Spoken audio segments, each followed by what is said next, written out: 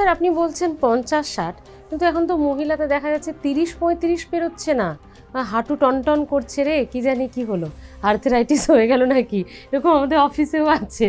তো সেই জায়গায় কি বলবেন, তাহলে তো বয়সজনিত রোগ তো আর আর্থ্রাইটিস দাঁড়ালো না।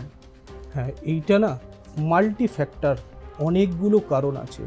30-35-এ যেই মহিলাটার বাত হচ্ছে বা বয়সজনিত কারণে ক্ষয় হচ্ছে, তার ফ্যামিলি হিস্ট্রি নিতে হবে, যে তার বাবার তার মায়ের তারাও কি একইভাবে এরকম বয়স, সাধারণ যা বয়স বাতের তার আগে থেকেই ভুগত, বা তার কাজকর্ম অতিরিক্ত লাফাঝাপি হচ্ছে, প্রচুর স্ট্রেনাস অ্যাক্টিভিটি করে, মানে হাঁটুর ওপর চাপ পড়ছে অতিরিক্ত।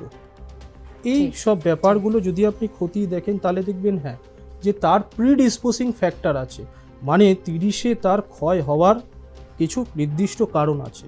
আচ্ছা, ঠিক আছে, সেটা একটু প্রপার হিস্ট্রি নিলে কিন্তু বেরিয়ে আসবে। ঠিক। মানে তার মানে এই নয় যে সবাই 30 বছরের সবারই মানে চিন্তা নিতে হবে, এমন কিচ্ছু ব্যাপার নেই।